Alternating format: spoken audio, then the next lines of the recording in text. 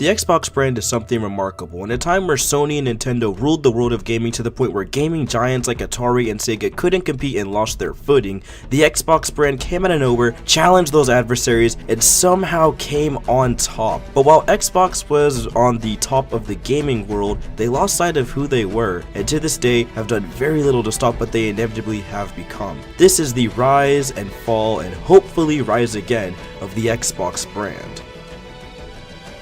It all started thanks to one man named Seamus Blackley. From a young age, Seamus always loved designing computer programs. My Atari 2600, and not really wanting to finish the games or to play them so much, but really wanting to take that excitement that I felt and like write my own games. And when I got my Apple, my mom likes to tell a story. When they gave me the Apple II for Christmas, I stayed up for 72 hours straight. The moment they gave it to me, it was plugged into the TV, and I actually fell asleep like on it the first night. This passion eventually landed him a job working on the DirectX team for Microsoft. In 1998, the Xbox plan was conceived. Thanks to the help of Kevin Backus, Seamus Blackley, and Ted Hosty, these men wanted to create a console to rival Sony's up-and-coming PlayStation 2. Since they worked on the DirectX graphics team, their goal was to design a console that eases in traditional PC software developers to develop for the upcoming console then called the DirectX box. After much trial and error and many name changes, eventually leading to the name we all know and love today, the Xbox had its public debut at the Game Developers Conference in 2000. The reaction was ecstatic. Many were anticipating and looking forward to Microsoft's new console. Launch day rolled around on November 24th, 2001. The Microsoft Xbox launched in America to much fanfare. Xbox is the most electrifying system. They're realistic, they play better, they look better. Yeah, I like. Great graphics, awesome concepts. For a brand new console, it was the smash success, selling 1 million units in just 3 weeks. The console launch games were no slouch either, as the games were diverse and pulled from all sorts of gaming genres, from the phenomenal first-person shooter Halo Combat Evolved,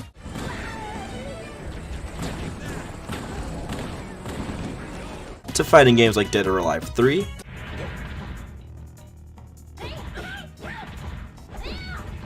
flight combat simulators like Air Force Delta,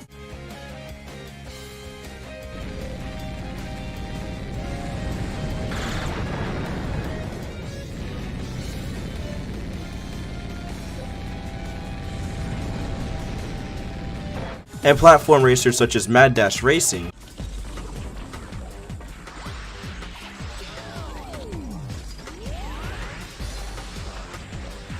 and of course party games like Fusion Frenzy.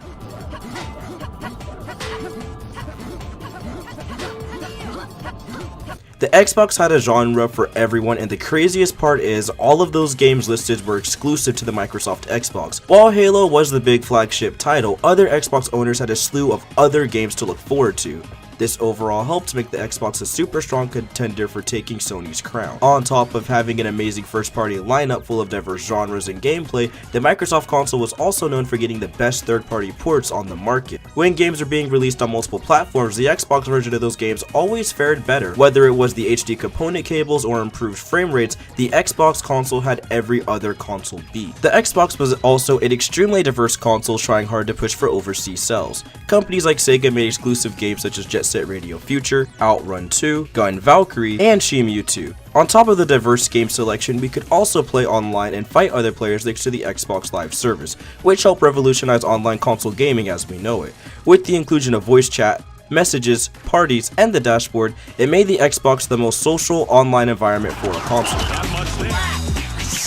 So to quickly recap, the original Xbox was a smashing success for a first-time console. They tried their hardest to reach the Eastern market, tend to have the best ports of third-party games, and actually made diverse exclusives that weren't just endless shooting games and racing games. The Xbox revolutionized online console play with the Xbox Live service and had a strong first outing. Even though Sony was triumphant with the PlayStation 2 in sales and the GameCube had a lackluster lifespan in sales, Microsoft quickly became a strong and scary competitor for two giant Japanese companies. Fast forward to the year 2005. On November 22nd, the Xbox 360 was released in America to much fanfare despite, for the lack of a better term, diverse launch lineup. These games include Call of Duty 2, Amped 3, Gun, Cameo, a plethora of sports titles: Perfect Dark Zero, Quake 4, Ridge Racer 6, and Project Gotham Racing 3. Most of these games consisted of sports titles or first and third party shooters, making the 360 lineup less exciting. Also, games like Gun, the sports titles, and Call of Duty 2 were featured on the original Xbox, which is why some fans held off on purchase of the Xbox 360. And unfortunately, that's not the only reason why people held off on buying a 360 at launch. Aw, you dick. Fuck you.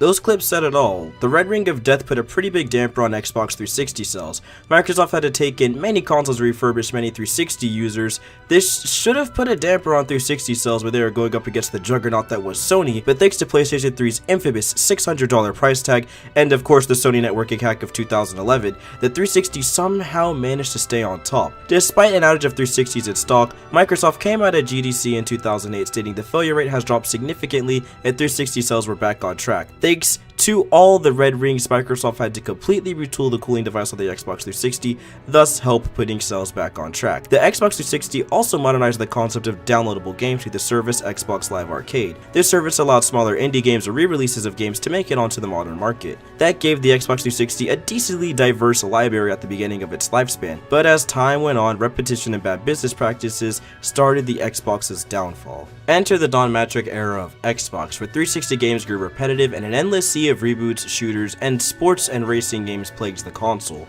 Long gone were the diverse 3D platformers or unique take on the shooting genres. No, everything felt bland and generic. Xbox lost many of its unique exclusives and defaulted to releasing Halo spin-offs, new Gears of War games, and of course, Forza. So when Xbox was running low on ideals and franchises to use, instead of bringing in old intellectual properties like Crimson Skies and MechWarrior, they gave us Project Natal. But here's the problem. For far too many people, the controller is a barrier separating video game players from everyone else. With this in mind, we asked ourselves a new set of questions. Can we go beyond the controller? Can we deliver games and entertainment that everyone can instantly enjoy? Can we make you the controller? We can.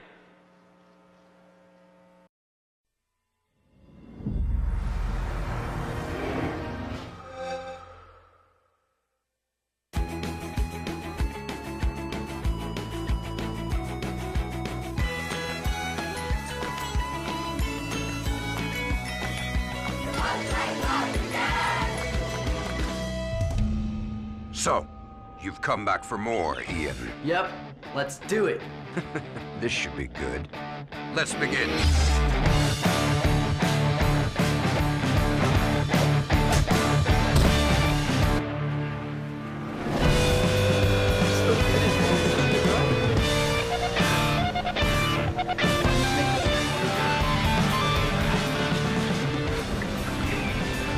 Your tires are toast. Go to the pits. All right, I'm going in. Okay, I'm ready.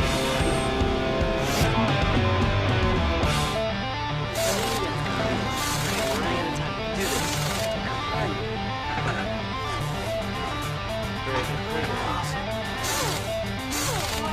Okay, go, go, go, go.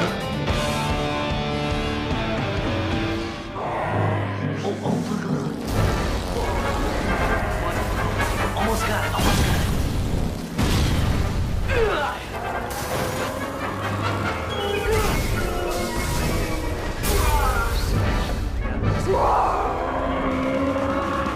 I have to tell you something, David. You can't recreate a finale like we've seen in this championship. She sets it up.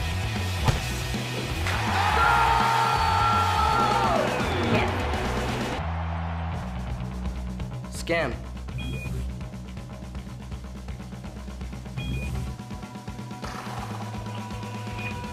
Play.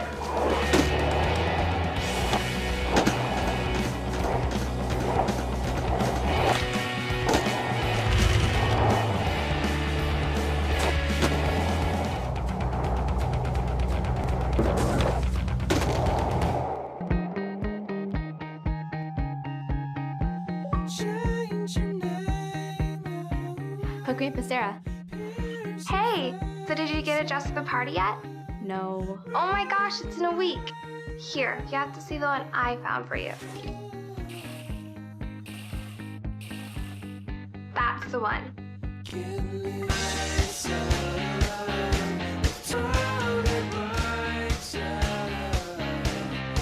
I love it. You should get it. See you tonight.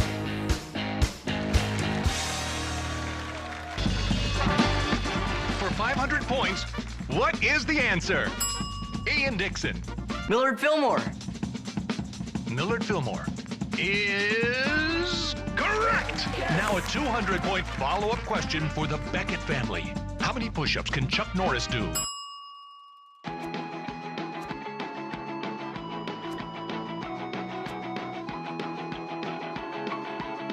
Play movie.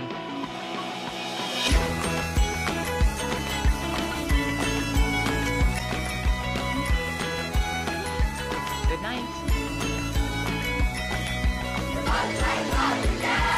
Natal was a clear cash-in on the motion-based gameplay the Nintendo Wii Remote was using at the time. Thankfully, there was a unique twist to the Natal. Natal would function as a full-body motion-controlled device. It was also voice-controlled. This helped Microsoft on two fronts. Number one, shifting the Xbox brand into a family and entertainment machine rather than just a gaming machine. And number two, a workout device. As you can imagine, this did not go over the best with many Xbox fans, as critics felt the Xbox was losing sight of what they have become. Still, at the end of the day, Natal was just a test run, and many gave Microsoft the benefit of the doubt despite leaning opinions. All of those hopes were crushed June 14th, 2010. The downfall of Microsoft officially begun with the reveal of the Xbox Kinect, a completely motion-controlled Xbox device. While many were excited to try out the new full-body controller experience, the presentation quickly dashed hopes away with many games looking buggy and demos looking relatively boring. The Kinect and sudden shift into streaming services like ESPN and Hulu made the Xbox brand turn away from the HD gaming fun and shift into a family fun entertainment machine. June 7th, 2011, the Xbox had its second worst E3 conference of all time. Another showing of terrible Kinect games. Whoa, look at those mermaids. Whoa! You doing You're not getting dizzy, are ya? Watch out for the columns. Blue! 42! Jet hike! Hit me! Hit! Top half, man. You're killing me. You gotta get open. Running like a kicker.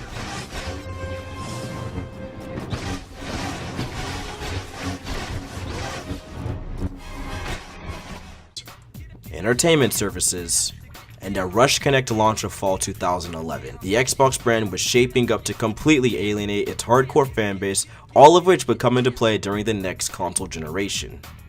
The 360 was going on a downward spiral, with its change of content going from playing the best HD games to the 360 that plays nothing but Netflix and Hulu. It was sad to see the Xbox brand go on a bit of a downhill slope. Thankfully, the Xbox 360, PS3, and Wii were all on out the way as the next generation of consoles was upon us. On June 10th, E3 2013, the Xbox brand objectively took its biggest stumble of all time. Despite great reveals like Metal Gear Solid 5 and Crimson Dragon, Microsoft made the biggest mistake of the Xbox lifespan. The Xbox One, not to be confused with the original Xbox, was revealed to be a console that mainly exists for entertainment, discussing how you can watch Netflix, Hulu, and live television all with the click of a button. TV experience. TV and movies, TV. Xbox, watch TV. TV. Or using the Kinect, which came bundled with every Xbox One. Oh, and that wasn't all. The reasoning behind bundling the Xbox with its own Kinect? Because you literally need the Kinect to be plugged in to use the Xbox One in any capacity. And it gets even worse. The Xbox One must always be online for the machine to function. All of these features, plus the lackluster games and laser focus on streaming services and live television.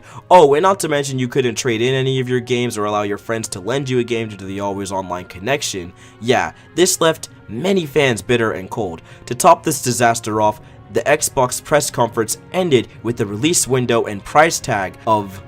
Now, I'm excited to announce that Xbox One will launch this November in 21 markets around the world at $499 in the US and 499 euros in European markets and 429 pounds in the UK. Those famous last words were spoken. 500 smackaroos. Later the following day, Sony came out and told everyone the console wasn't going to have any online DRM or a ludicrous amount of streaming services, that their focus was going to be purely on gaming and to share those experiences with others. They ended their press conference with a price tag of $400.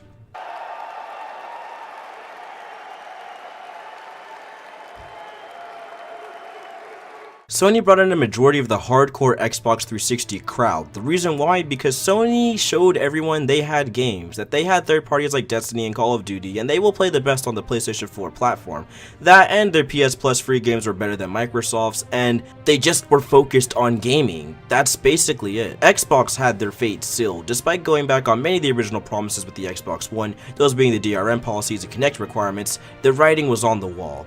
Xbox One's launch lineup was incredibly weak. Rise Son of Rome, a gorgeous but repetitive hack and slash, Zoo Tycoon trying to cheaply capture nostalgia, plus a plethora of multi-platform games already available on the PS4 made the Xbox One a joke. Barely any exclusives to give the console the time of day. That wasn't even the worst part, due to Microsoft killing off many companies and partnerships, games like Fable Legends and Scalebound getting the axe for arbitrary reasons, companies like Lionhead Studios, you know, the creators of Fable, free-to-play games left in the dust like Killer Instinct, only going up to 3 seasons, Happy Dungeons, and of course Project Spark, what should have been the free-to-play Little Big Planet for the Xbox brand, allowing new indie game creators to get their start and share their creations, fell underway due to poor marketing and just losing support, which turned and left a desolate player base. Xbox was canceling new games and companies left and right. The brand was entering the dark ages. Shortly after 2013, Don Mattrick left to become CEO of Zynga Entertainment, the driving force behind many Facebook games. Phil Spencer took the helm as president of the Xbox division and instantly tried shifting their focus back into gaming. He completely ditched the Kinect peripheral during the launch of the Xbox One S and tried to get more exclusive games for the Xbox brand. This hit a sweet spot as of recent, with more and more first-party titles coming out for the Xbox One and PC, similar to the original Xbox days. The Xbox division started a service called Play Anywhere, where both Windows 10 PCs and Xbox Ones could play the same games together. If you buy a game on Xbox One, the game is allowed to be played on Windows 10 PC of your choosing, with all your saves and data intact.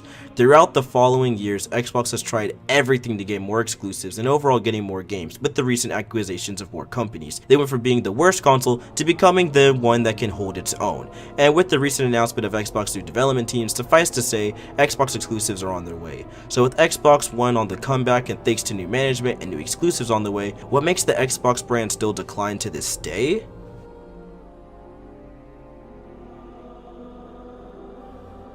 The Xbox One has a lack of exclusives. Heck, the Xbox 360 had a lack of exclusives. Although the Xbox One gets a once-in-a-blue-moon fun exclusive like Sunset Overdrive or Cuphead, it mainly consists of Xbox fans getting the same content, you know, Gears of War, Halo, and Forza. This is all good if you're an Xbox fan and those are mainly the games you play, but for others looking for a bit more variety, the Xbox One can't really deliver on that front. There's no obscure, fun Sega sequel like Panzer Dragoon Order or Outrun 2, no exclusive fighting game like Dead or Alive 3 and 4, none of that. It's all become very generic, yearly releases of the same franchises. If it's not a first-person shooter called Halo, it's a cover shooter called Gears of War.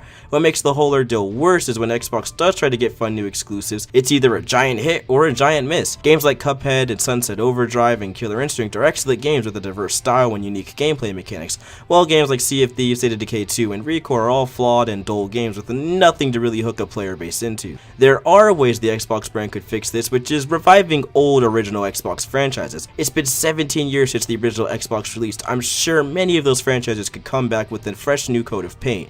Games like Blinx the Time Sleeper, Bloodwake, Mech Warrior, all of these games could be retooled for a modern audience, and the Xbox brand would have a slew of new genres and game styles for every type of gamer. And now for my final reason. This one is a bit more personal, but I still feel it's objectively valid. It's the over-reliance on their big mascots. Master Chief isn't like Spyro or Crash or even Mario. He's Master Chief from his own franchise, which has a clear ending in sight. It isn't just the same Save the Princess story. Halo as a franchise has been milked so much it's honestly stale. The shooting feels the same. The story at this point is outlandish and nonsensical. nonsensical. The multiplayer just feels generic with loot boxes and clear homages to other properties like Warzone being a direct call out to another Xbox exclusive at the time, Titanfall 1. Halo as a franchise is stale and repetitive and running out of ideals, and Gears of War is now following that trend with the release of Gears of War 5, and now with the plethora of spin-offs like Gears of War Tactics, which seems like a direct call out to XCOM games, and oh, I don't know, the Halo Wars franchise. It looks like Gears of War could be going down the Halo road,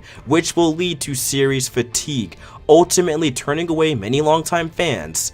If the Xbox brand works with more companies like Capcom, Sega, Team Ninja, Tecmo Koei, and kept expanding their brand, creating more diverse exclusives, then maybe they wouldn't be in such a rut. But as for now, the Xbox brand is very stagnant, and they're going to need a lot more exclusives and game variety before they fall out of the console race forever.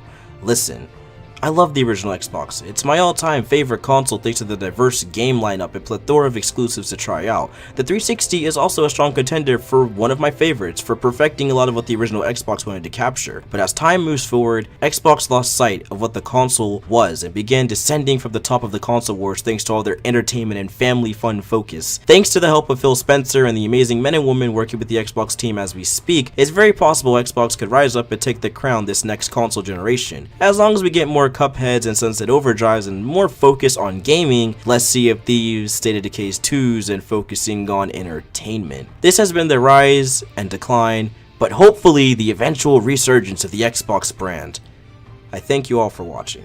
If you liked the video, please leave a like, comment down below what you guys think about the situation with the Xbox branding. Do you guys still enjoy the Xbox One? Did you switch from 360 to PS3 or PS4, whatever it may be? Please leave a comment down below and talk about some of your Xbox stories. If you like the content and expect more stuff like this, I recommend hitting the subscription button. I'm Young Falcon signing out. Hope you guys enjoyed the video. Peace.